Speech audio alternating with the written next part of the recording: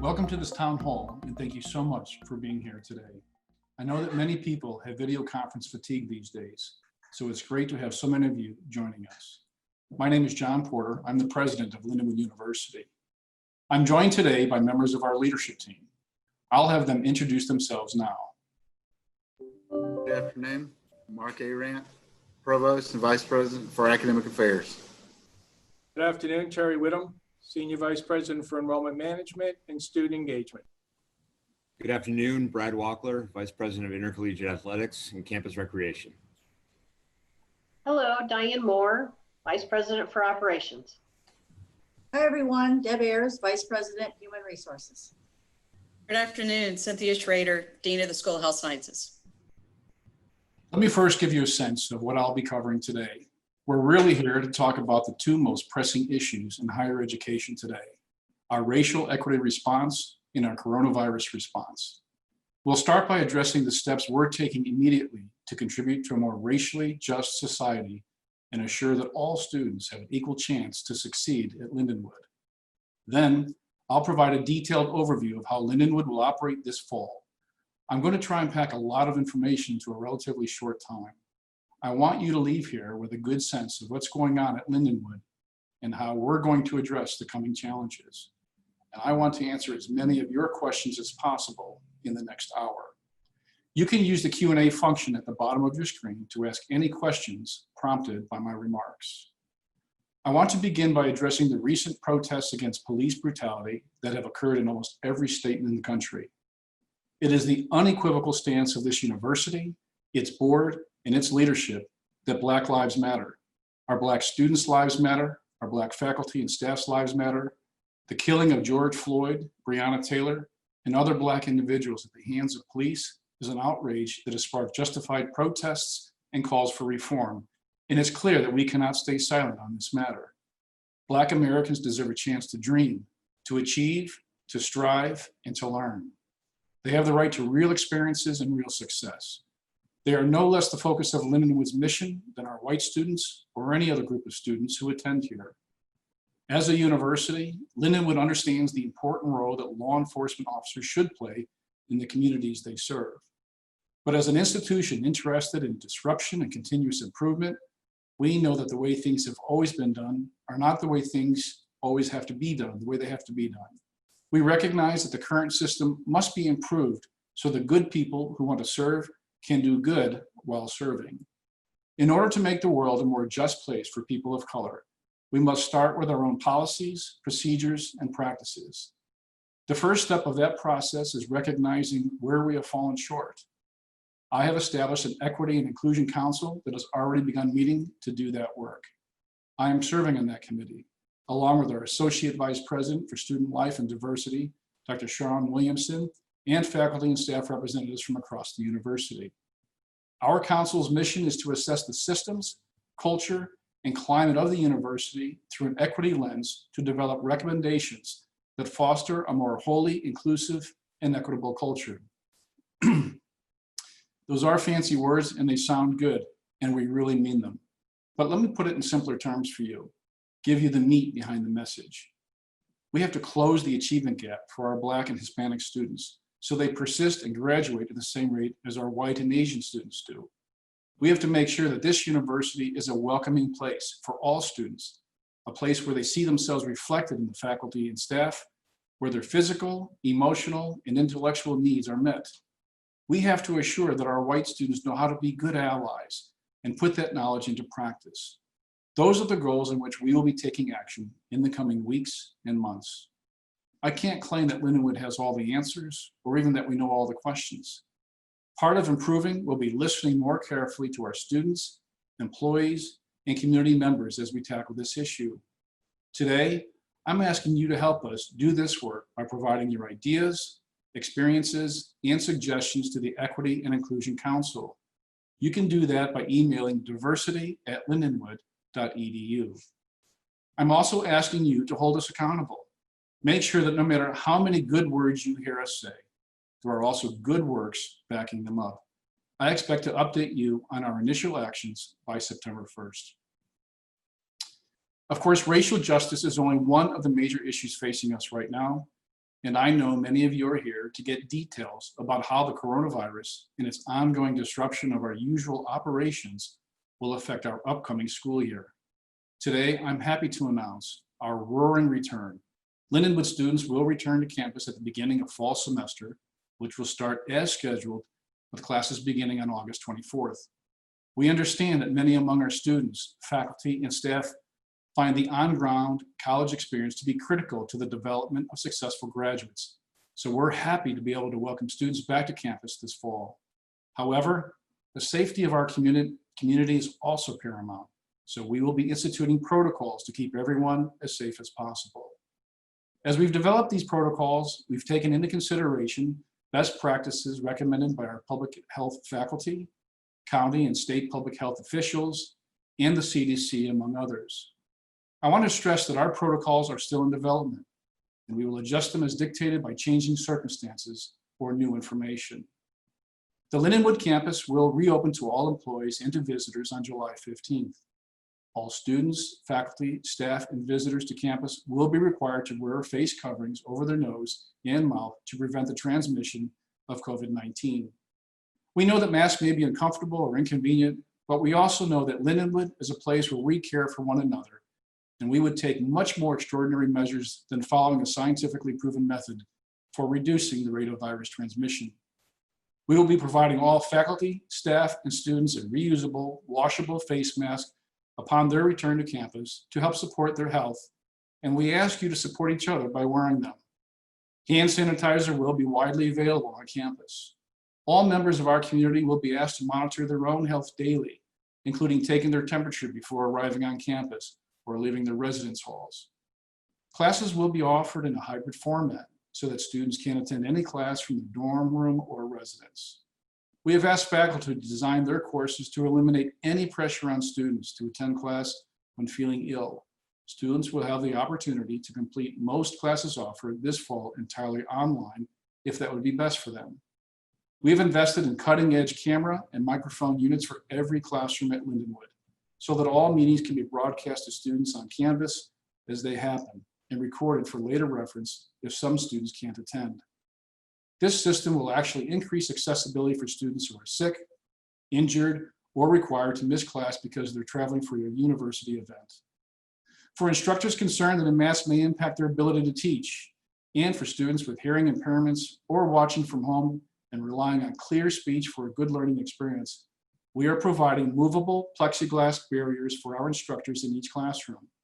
Also, there will be increased cleaning and sanitizing efforts on campus, including more frequent cleaning of classrooms and common spaces. Classroom capacities mean that students may not be able to attend all in-person meetings of most classes. Faculty will develop rotations that give all students the opportunity to balance in-person and online attendance. There is a growing body of educational research suggesting that hybrid or blended learning modalities may be more effective for students in supporting student achievement. Some classes that require in-person attendance, such as lab and studio classes, will have modified protocols that instructors will communicate to students in advance. We anticipate many adjustments to the fall schedule as we determine which courses need to be moved online to accommodate at-risk faculty or need to be offered in different time slots to accommodate space requirements. Every student will be contacted by an academic advisor by August 15th to discuss changes to their individual schedule. Even if no changes are required, students will hear from an advisor. Students may also continue to monitor their course schedule and make changes themselves in their portal if they prefer.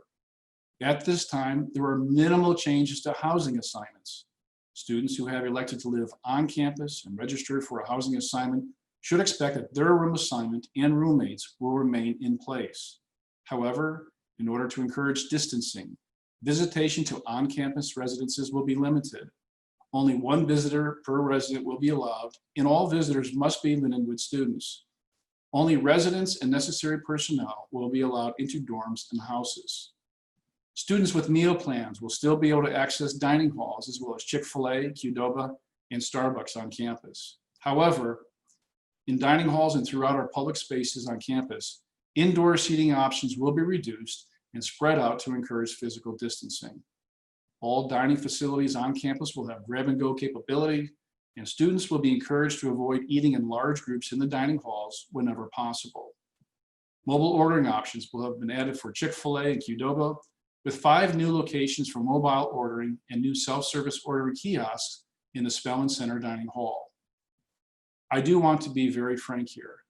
We know that no matter how perfectly we prepare, how diligently we take our temperatures and wash our hands and maintain our 6-foot distances, there is going to come a moment in which we have a confirmed case of the virus on campus. We are planning for many possible scenarios and designing protocols to keep students and employees safe in any scenario. We have set aside housing for quarantining students who report a positive test. Students will also be allowed to quarantine off campus at their homes if they prefer. They may, of course, continue attending class virtually if they feel well enough. Anyone experiencing symptoms is strongly encouraged to remain home. We will partner with St. Charles County to do contact tracing and work diligently to communicate appropriately with our on and off-campus populations in case of community spread. The goal of the measures we are putting in place is to allow us to complete the fall semester on campus if at all possible. However, there may come a moment when, for the safety of our students, faculty, and staff, we have to return to fully online learning and complete the semester away from campus. Our campus pandemic preparedness team is currently discussing the exact circumstances that would trigger such a decision. Our instructors have already prepared courses that, in most cases, can be completed fully online or in a hybrid format, so any shift can be more seamless, whether it's a single student who needs to quarantine or the entire campus. Most experts expect another spike of the virus in the late fall, coinciding with the onset of flu season. As a result, we are adjusting our academic calendar and will be moving classes online after November 20th, which is the Friday before Thanksgiving. Dorms and dining options will remain open should students wish or need to return to campus after Thanksgiving, but class meetings will occur entirely virtually. We will also be adjusting the date of our commencement ceremonies to November 21st and 22nd, allowing our on-campus community, friends, and family to celebrate as safely as possible before returning to celebrate the holidays with their home communities. Fall break will be merged with Thanksgiving break, and throughout the semester, we will be asking residential students to reduce their travel away from campus as much as reasonably possible. While we currently anticipate that our student athletes will participate in their fall sports, we do not yet know whether they will compete in front of fans and supporters. As we have throughout this process, we will communicate with public health experts, leaders from our home cities of St. Charles and St. Louis, and our professional organizations such as the NCAA in order to determine a path forward that allows us to fulfill our mission while keeping our Lindenwood family as safe as possible. We are in the process of figuring out how to allow students and others to gather safely on campus, but it is likely that gatherings will be significantly curtailed or more stringently structured than they were last year. The coming semester is going to look very different from any semester before it, and I appreciate you giving me the chance to outline as much as we know right now. Students, faculty, and staff will be receiving an email outlining key highlights of our decision in the coming days, and our Roaring Return website is live to provide in-depth information. As we make more decisions and finalize return plans, that website will always be the most up-to-date source of information. Let's now move on to the Q&A part of the program. It looks like we have about 35 minutes to answer questions. We'll try to get to as many questions as we can before we wrap up. The first set of questions were sent in prior to this call, and then we'll get to your live questions shortly thereafter. This first question will be answered by Cynthia.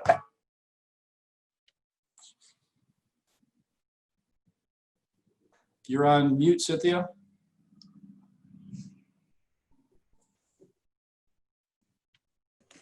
Apologies. The question is, a parent asked, what are plans for social distancing in classrooms and around campus? All classrooms have been evaluated and have a set limit for occupancy that allows students and faculty to observe 6-foot physical distancing. Some classes will be moved to larger classrooms, but the number of available large classrooms is limited. So in most classes, every student that's registered for the section won't be able to attend class in person every meeting. Our instructors are aware of this and are designing their courses so that they may be completed entirely online if needed, or with a mix of online and on-ground engagement. Physical distancing will be observed around campus also in many ways, including plexiglass barriers for employees working at service points, reduced indoor seating, and signage to help remind all of us to observe distancing and take care of each other. This next question is from a student. When will we know if we are allowed to apply for a student employment opportunity for next semester? And student positions will all be posted no later than July 24th.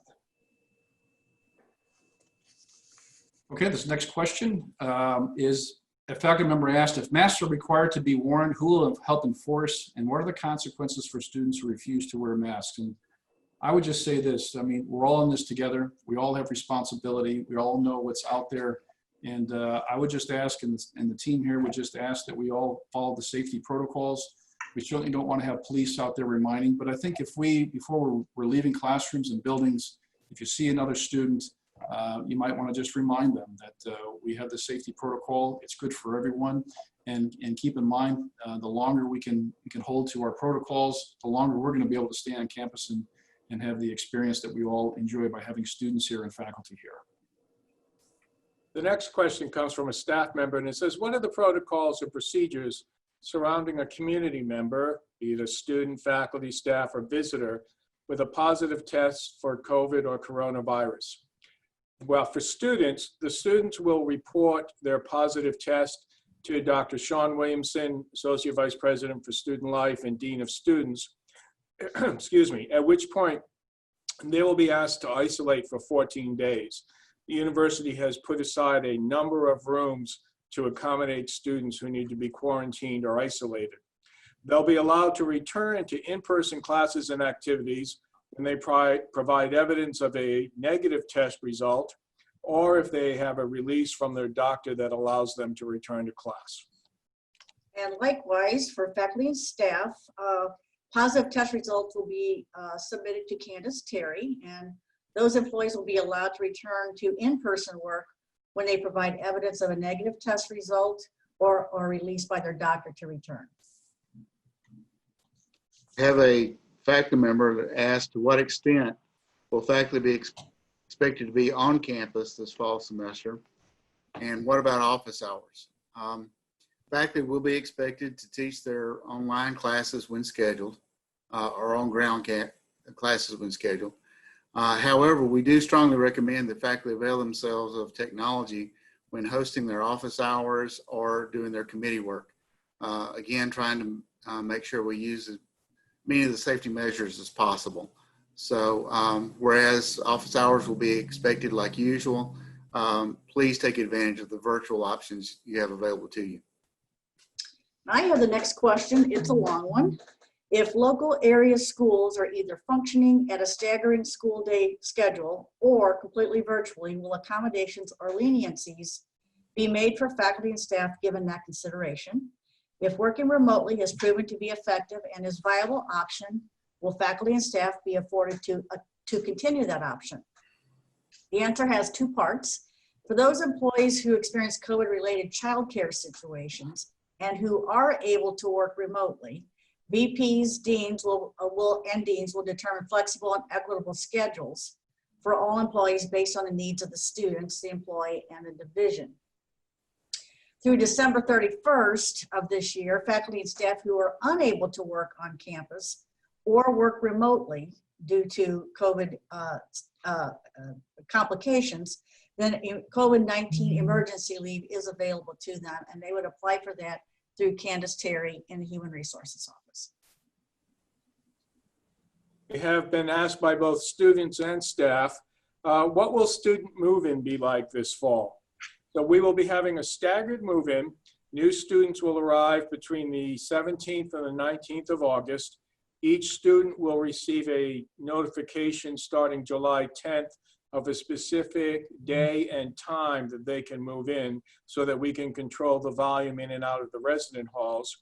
The other most significant change is that we're going to limit to two family members to assist students in the move-in. We've had several students ask about completing coursework that had embedded certifications or licensures in it when a lot of that's required hands-on or face-to-face experiences. And we are planning for all of those to be done face-to-face. A lot of those certificates require that. So we're going to ensure complete fulfillment of those expectations.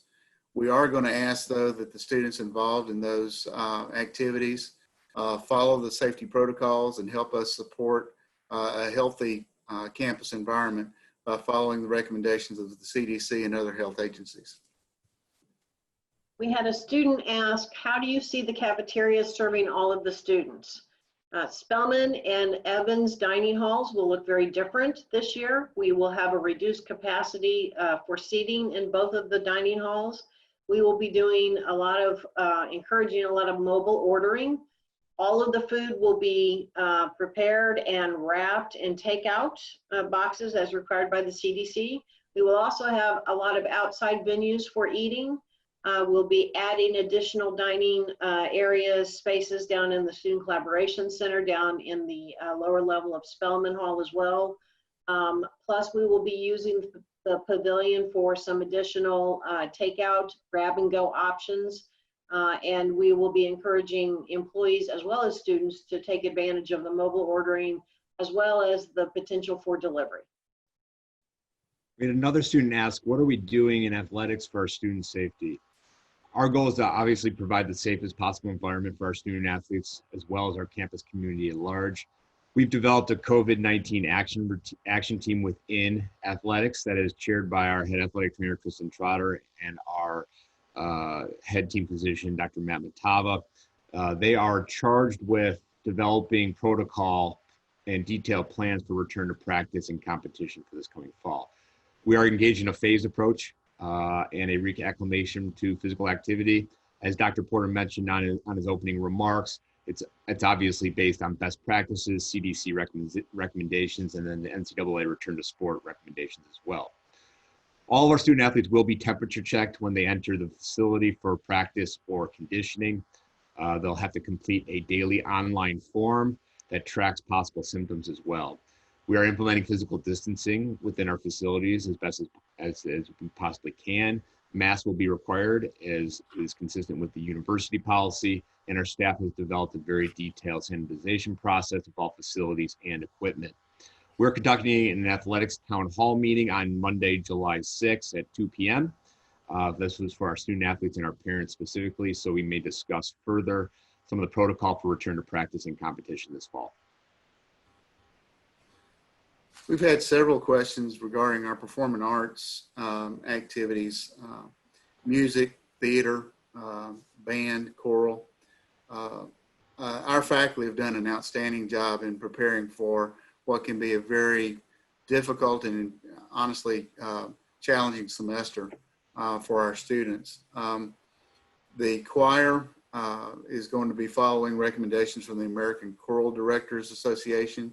Band, likewise, will be using national advice from the College Band Directors National Association. We're preparing for face-to-face and hybrid instruction. We're going to use technologies in a variety of ways to not only help with instruction, such as sight reading, but we're going to move this into our theater realm, where we offer either recorded or maybe live stream theater performances, so our students can still have the experience of performance, although it may not be in front of a live audience. Obviously, the physical distancing, no sharing of music, stands, folders, uniforms, so on and so forth. So, but again, our faculty and our staff in our performing arts have done an outstanding job getting us ready for this fall semester. Great, thank you, Mark. So that's the questions that were sent in ahead of time. Let's go to the live questions, the Q&A, and as we go through this, we'll kind of divide and conquer. Dr. Arant, I'd like you to take this first one. Let me just throw this out. It's, do we have a forum or space for Black students as well as students working in law enforcement to express their feelings about current events? How should faculty support this endeavor for our students? We currently do not have an official forum yet, but one is planned for the fall semester. A number of our schools and colleges are working with their students and trying to make certain that we have a voice there. But we, as part of academic affairs, are going to be looking into and actually hosting some forum space so people can have an opportunity to express their concerns and discuss this and help move our society forward. So I really appreciate this question and look forward to the opportunity to address this going forward. Thank you. Next question here. What will be the maximum capacity for students within an on-ground classroom? Will students have access to physical materials from the library? Dr. Arant, you want to handle that one too? The maximum capacity for students in a classroom will be dependent upon the size and configuration of the classroom. We're using algorithms that have been developed internally and with the advice and direction of local health officials in order to assure maximum capacity while maintaining the physical separation that we need to protect our students. So that will vary from classroom to classroom, but we're trying to maximize within the constraints that have been provided. Regarding access to the library, we are currently in planning stages to develop policies for access to the stacks in the library. And as soon as those are finalized, they will be published. Great, thank you. So next question, will we need to provide accommodations for students experiencing COVID symptoms? If so, will that be the same procedure as any other type of accommodation? Cynthia, do you want to take that one? Sure. Basically, we want to be able to accommodate any of the students on campus the way we normally would. If they are experiencing COVID symptoms, then they obviously would not be able to attend class face-to-face. So we would recommend that the student then work with the dean of students to communicate basically the needs that they may have academically. Also, we encourage the student to reach out to the faculty member and their advisor to maybe recommend some things that might help them also with providing accommodations, but there will be a formal procedure through the Provost office and through SAS in order to provide those. Okay, maybe for you too, Cynthia. If I travel out of state, will I need to quarantine for 2 weeks before returning to classroom? That's a good question. First of all, overall, I believe through the state and also the United States that any kind of travel is, unless it's absolutely essential, I think they're trying to discourage that as much as possible, especially for our students as well as our faculty. I think if it is an essential trip, whether it be if it's work related, then we will have a protocol in place in order to have that approved through the administration. If it's a personal travel, obviously that would be up to your discretion, but again, it's discouraged. You will not be asked to quarantine when you return from your trip. However, if you were exposed to anybody that may have been positive or you yourself are positive, then you would follow the same public health recommendations, and yes, you would then need to be quarantined. Okay, great, Cynthia. Here's one. How soon should we contact our advisees regarding their fall schedules? When will we begin given the information we need to reach out to them? Dr. Arant? The committee right now is wrapping up those discussions. And as soon as we have that information together, we will be contacting the advisors with the protocols and schedules to reach out to the student. But the activity has been going on in a furious fashion within the provost office. We've had a number of people working almost around the clock on trying to make sure that all the schedules have been adjusted. So I believe we're entering the final stages of that. And as soon as we have that together, we'll let you know. Great, thank you. Next question is, I'll hit this right off, and then maybe Deb. How is the leadership team addressing diversity? Diversity should be a focus throughout each level of the university, and I would say I couldn't agree more. I think we have made some progress. One thing is this is all about focus, and any of the positions that we post, we're looking at keeping track of and percentages of our diversity candidates, making sure that we're getting the percentages higher than they have been in the past in terms of who we're looking at and who are actually the candidates for those positions. And so we need to make sure that we're diverse at all levels. So it starts on the leadership side. It's on the faculty and staff side, and certainly it's the student side. If we want to attract more students to Lindenwood University, we want to make sure that, as I said in my opening remarks, that we mirror, those facets. And certainly we want to mirror the community that surrounds us, the St. Louis and St. Charles community. So it does start at the top. Are we there? We're not there. We've got a long way to go, but I do think that our focus is in the right place. And as we look at the metrics going forward, we will continue to keep our focus there and improve in this area. Deb, anything you want to say there? Well, I would say that President Porter has certainly made this a priority for the university. And as a result, and even over the past couple of years, we have actively been recruiting African-American and other diverse candidates to Lindenwood University and have been successful in increasing our applicant pool of diverse candidates. As you know, though, we have had very few positions to fill in the last few months. And so that has certainly inhibited our ability to increase our actual hiring, but our applicant pools are increasing and it continues to be a focus. Great, thanks, Deb. Great question. Next one here, I'll answer the first part of this, and then Terry can answer also. How is enrollment and retention expected to change? We're very proud of the fact that we're only slightly behind where we were a year ago at this point in time, and so we expect to be almost fully loaded as we were last year. We've got great deposits up. In terms of space available and occupancy, we're about 88–89% occupied in our housing, both in the residence halls and the homes. And so we do expect that we're tracking very, very well. The team's working very diligently, and so we're really proud of where we are today. Terry, you want to add to that? Certainly. We actually went into the fall planning a worst case scenario of being down a total of 15%. And expected to be down somewhere around 9 to 10%, which seems to be the average across the country. Going into this week, returning students, the number of returning students who have registered for classes is actually up over this time last year. New freshman net deposits are also up over last year. We have seen about a 3% decline totally, with that decline coming from transfers. Transfers were hit particularly hard with unemployment, but we are working with them to try to find some ways to provide additional financial aid.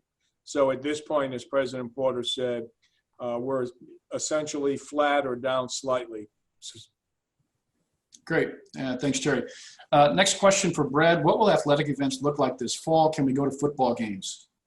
That's a great question, a very timely one. We're actually working on that this week in terms of putting together our plans for the fall.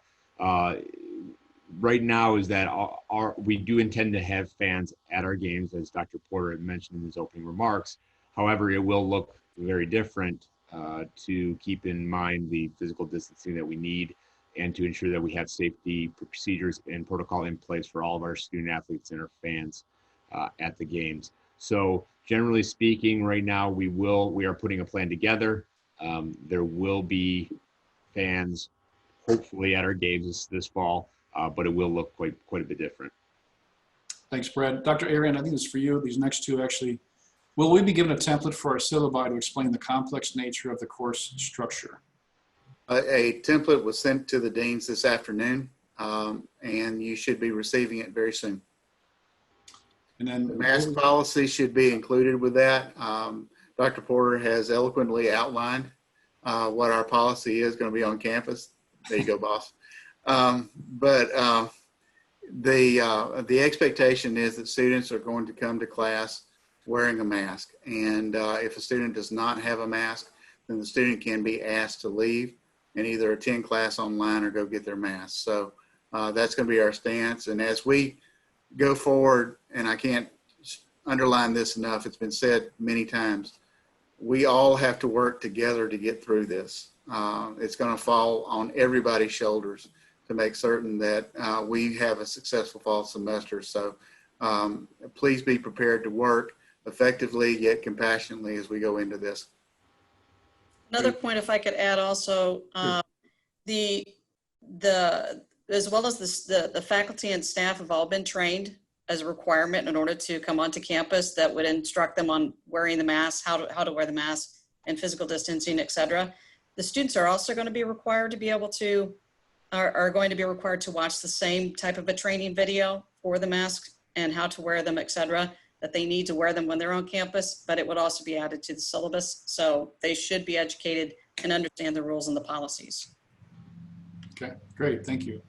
Next question, Deb, I don't know if you want to answer this or even Cynthia or Diane, but who is our HR contact for COVID questions? I think it's more than just HR, but for COVID questions, where would people call? For employee COVID protocol questions, you would contact Amanda Price. She's on the PPT committee. And for leave COVID related questions, you would contact Candace Terry. And or me, I can answer any of those questions. And if I can't, I'll make up something. Just kidding. If I can't, I will get you to the right person. All right, all right. Next question, I think for you, Diane. Will spaces be cleaned after each use for meetings and events? And if so, who is responsible?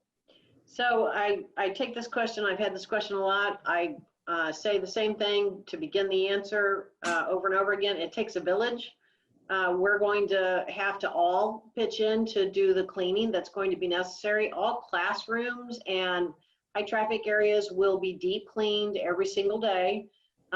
However, cleaning in between meetings or classes, we're going to have to rely upon employees, faculty, staff.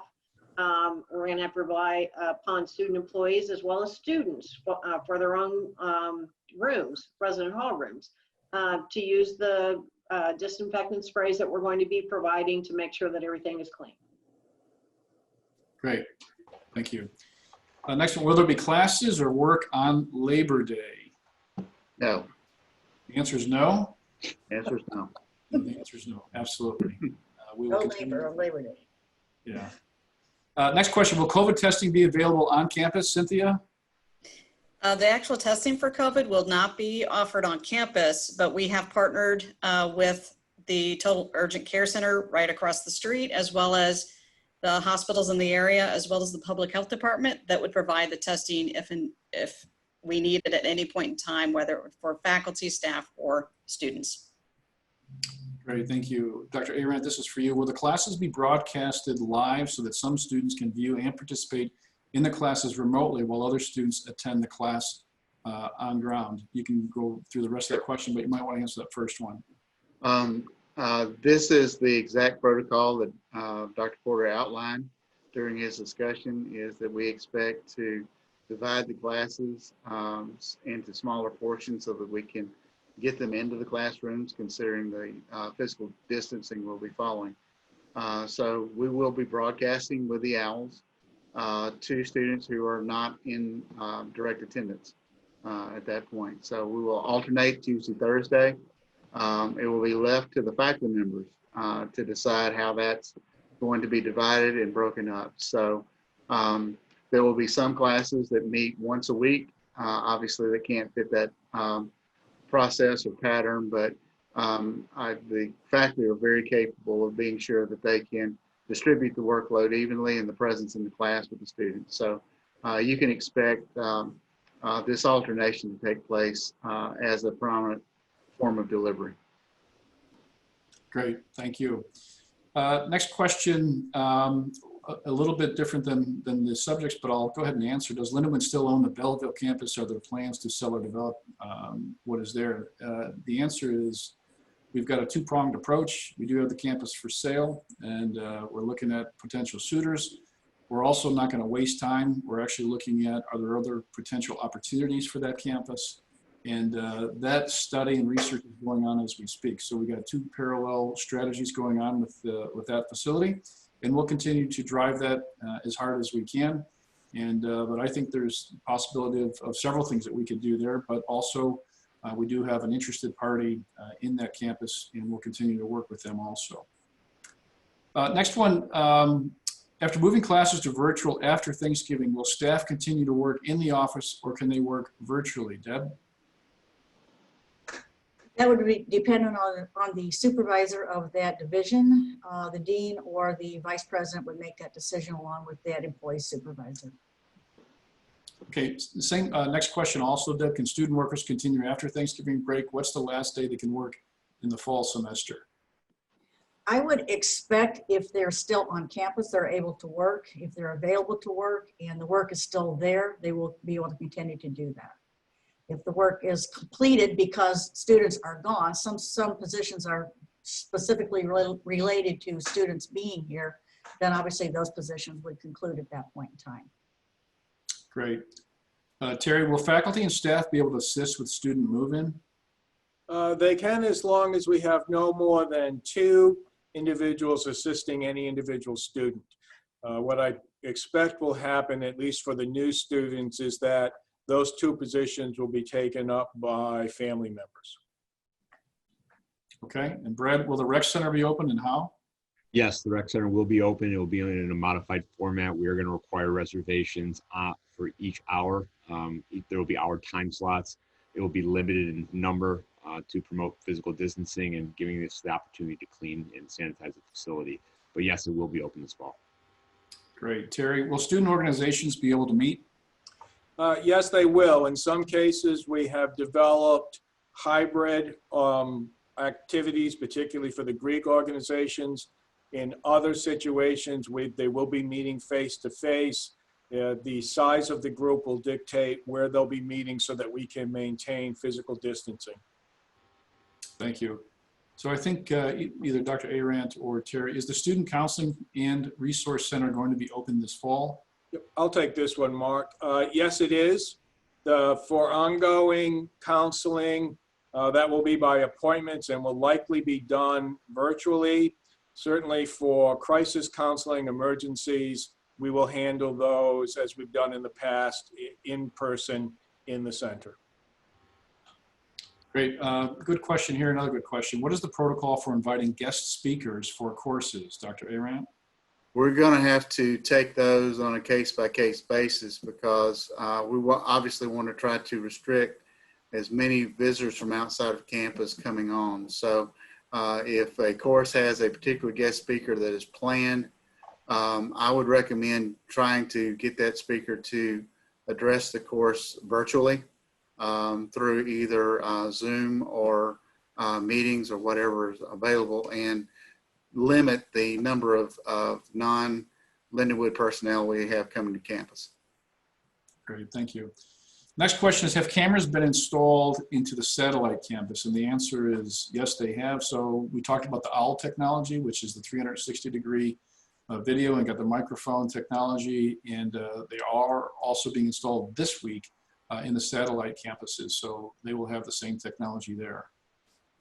The next one is, if we know of students that want to be on the DEI, who should they contact? I'll take that one. They should reach out to Dr. Sean Williamson, who is our Associate Vice President for Student Life, and she can put the individuals in touch with the DEI group. Great. And we encourage students to participate. Next question, I think for you, Dr. Arant. When will we receive communication regarding the algorithms which will determine how many students are safely allowed in each classroom? We currently don't have plans to communicate the algorithm. However, every room has been labeled with the maximum enrollment, and the seats within the rooms have been designated as which ones would be allowed to use. So when you go into your classroom, you'll see usually written on the board maximum number enrollment, and you will see desks that either have been marked as unusable or marked as usable, so that we make sure that we maintain the maximum enrollment. Great. So same for you here, Dr. Arant. Who has the final say if a faculty member teaches totally online? This is the conversation that the faculty member needs to have with their program director and their dean to make certain that it is best for the student and the program to make that these courses be taught online. We're currently going around asking for more people to teach online. I haven't gotten a recent update. I don't know where we are in order to free up classrooms. Because of our social distancing, the classrooms obviously filled up quickly. So I would be in conversation with your program director and your dean as to your ability to teach online. Great. Can the decision of being on campus, then going online change last minute? And I'll answer this. And I say, as much as we really don't want surprises, I mean, we're watching, obviously, all the folks that have a say, the CDC, our local health departments in terms of what COVID looks like.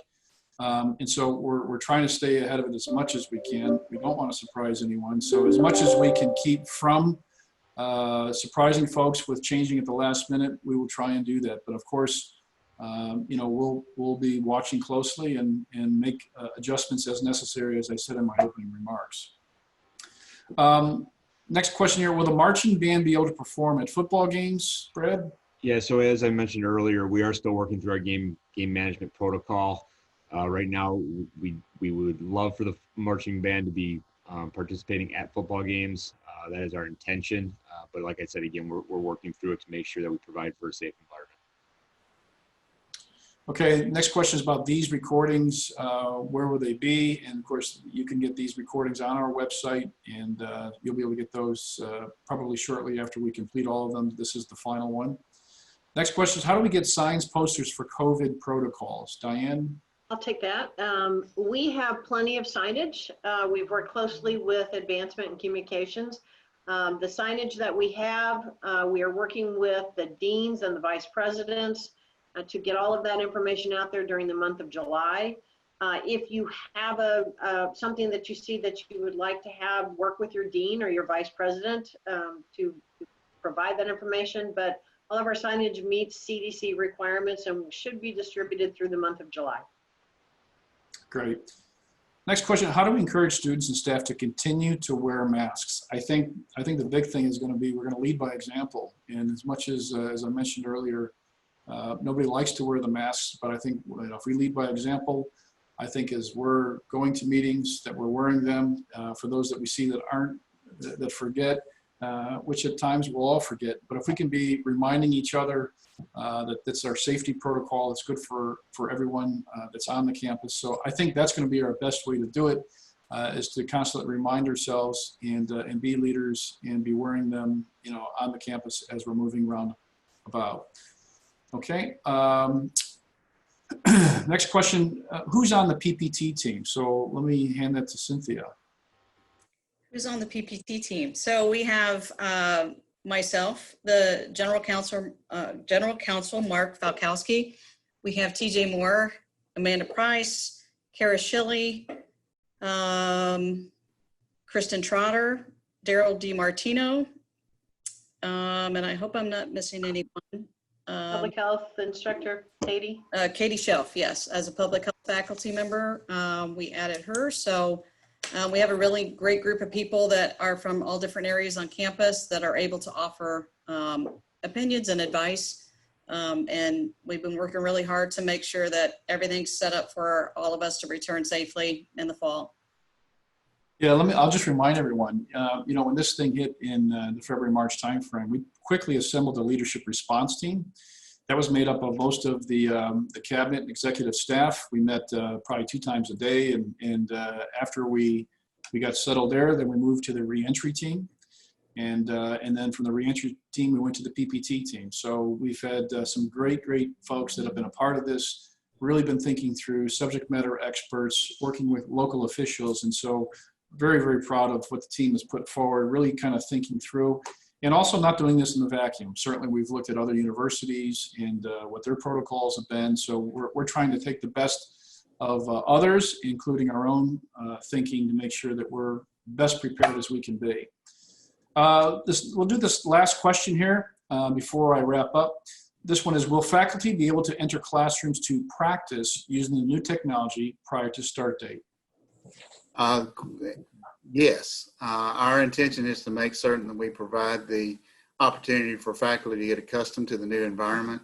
In fact, earlier today, we were on a conversation with the president and the deans, where I asked the deans to develop their worst case scenario so that we can go through all the possibilities of what could or could not happen. So not only are we doing it from an organizational standpoint, trying to make sure we accommodate students with needs and accommodations, but also to make certain that the faculty are very comfortable with our new teaching surrounds. So Absolutely. We're going to, as soon as we get those processes in place, we'll communicate those to you. Great. Thanks, Mark. And thank you, panel. And thank you for all those that have submitted questions. Great questions. Over the last 2 days, we've had, we think, over about 1,000 folks that have been on these calls, and with really great questions. So it's good learning for all of us. So let me just say thank you for attending the town hall and for participating in our community. I want to reiterate again that it is important to us to remain on campus this fall, and we are creating policies and procedures that allow us to do so. However, our most important objectives are to deliver a high-quality educational experience, regardless of modality, and most of all, to keep our community safe. You will be our partners in that venture, whatever form it might take. We will respond appropriately if and when the situation changes, and we hope you'll stay in close touch with us if we can support you as you make your own plans to return. I think it's always important to offer public praise and appreciation for people who are working hard behind the scenes to help Lindenwood accomplish its mission. So thank you to our custodial staff and public safety staff who are keeping campus clean and safe for our returning workers, and will do so this fall for returning students. My appreciation to our Lindenwood Learning Academy Director of Faculty Development Consultants, who are providing support to faculty this summer as they prepare to roll out this hybrid learning model. Thank you to our instructors who are working to design and build the best possible class experience for all our students.